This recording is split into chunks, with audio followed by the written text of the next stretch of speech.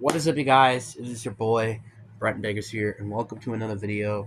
In today's video, we are going to be talking about um, all the big signings that I haven't talked about because I want to have a more further analysis uh, into these signings. Uh, I'll be talking about the Sam Darnold, Justin Fields, Aaron Banks, and the Nate Hobbs signings. And I'll be talking about the blockbuster trade up by Larry B. Tunzel, which is one of the biggest trade offers that we've had so far this offseason. Yeah. But before we get into today's video, I just want to thank you guys so much for the what's been going on with our YouTube channel to making me be able to closely almost make enough money or make money on YouTube and stuff like that. I really appreciate that, guys. If you guys could like the video for appreciation of um or saying you're welcome by liking the video or commenting it, that would be really vastly appreciated. But anyway, enough said. Let's get into the video. And let's start off with the non-surprising signing by the Seahawks here. And it's the only signing by the Seahawks today, which is actually kind of crazy. We have a 3-year deal worth $105 million contract.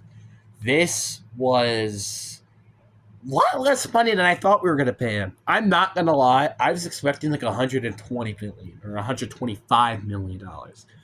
$100 million is not that much. If you want to compare this contract to a quarterback, Geno Smith's contract that we gave him back in 2023, I think, that was less than this contract.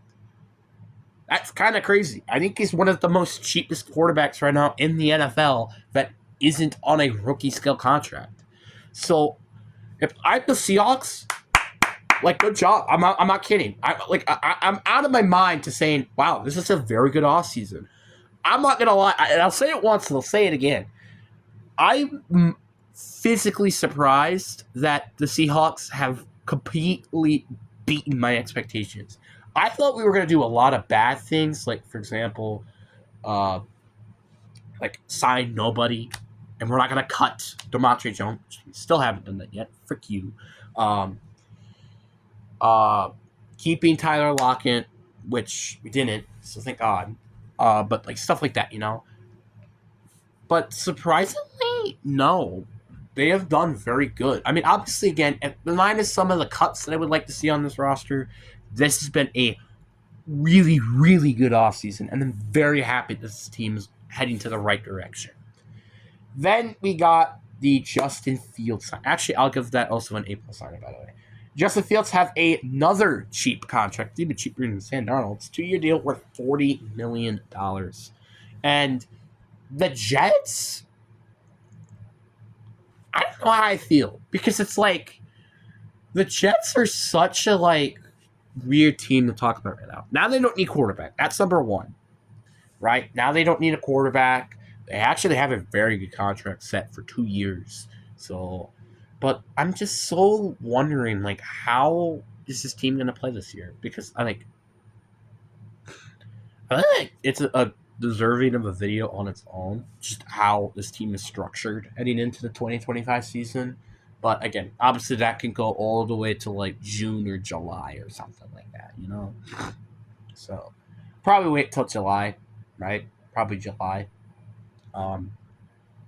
Just to do all these videos, which stay tuned for that, by the way. Uh, So yeah, but overall A+ signing as well. I think this is a very cheap contract, and it's also a short-term contract. So get out of it if it doesn't work out. Then you got the Packers. I hate this signing. Aaron Banks, a 4-year deal for $77 million. I hate this signing. Why are we paying him this much money when? How much did DJ Reed get paid? I really want to see. How much did DJ Reed get paid again? DJ Jones, possible Debo. DJ Reed, 3-year deal worth $48 million. Why couldn't we give so 3 deal for 48 million? That's a 16 million per year contract. Why didn't we give that contract that Aaron Banks got to DJ Reed? Obviously, stay tuned, but they didn't end up signing a corner as well. So stay tuned for that, obviously. But why are we spending all this money on a guard? We could have just drafted one. I don't get it. Like we're like from free agency now, it's confirming that we're definitely going for an edge in round 1 because we're definitely not drafting a receiver in round 1, which I think is stupid, but whatever. And so that means basically round 1 we're gonna get an edge rusher. Round 2 we're gonna get a receiver, and round 3 we're gonna get a. What are we gonna get? We could have just gotten an interior offensive lineman in round 3. Instead, no. Let's go overpay somebody to play that spot. I hope Elton Jenkins is playing center because that would be the only thing that would make any sort of sense with the signing. Because outside of that, this is looking a very dry and stupid contract. I'm not going to lie. You want to know why I say this in particular? Because this is a 4-year deal. I would have been fine if it was a 2-year deal. Because at least it's like, hey, you can let Jordan Morgan develop behind Aaron Banks and Elton Jenkins. But no, we just go do this signing, which I think is stupid as hell. It's a stupid way to saying, hey, we're going to fix our interior offensive line. Seriously, terrible. Terrible. F. Awful. Garbage. Moving on. Now we're on to the last signing in this entire video as well, which is the Nate Hobbs signing, which is the much better signing. 4-year deal worth $48 million. This is what I'm talking about. Nate Hobbs is a really underrated corner who's so good at corner, and it's like what we needed. Looking at the Packers depth chart, right? Javier, we don't know if he's gone or not. But then afterwards, you have Juwan Bullard, who played safety, which I don't know why he's playing corner. That's current depth chart reasons. Keyshawn Nixon, who I don't want starting corner at all. And then we have Corey Valentine afterwards, which I think is a solid corner. But that's kind of about it in terms of starting caliber, or just at least depth piece corners. And Keyshawn is a good couple game cornerback. He is not good at being a full season cornerback, which is why I'm happy that we made the signing. So, yeah, if you couldn't tell, very good. I think this is a very necessary signing, and it's not that expensive too. $12 million a year, I'll take that. A+ easily. I don't care. Then we got the blockbuster trade, the Washington Commanders trading for a Laramie Tunsil and a 4th round pick of 2025, while the Texans get a 2026 2nd and 4th and a 2025 3rd and 7th round pick. This is a massive deal, and I've been very surprised with how much they got. It makes me a little pissed off because of how much we got from Metcalf.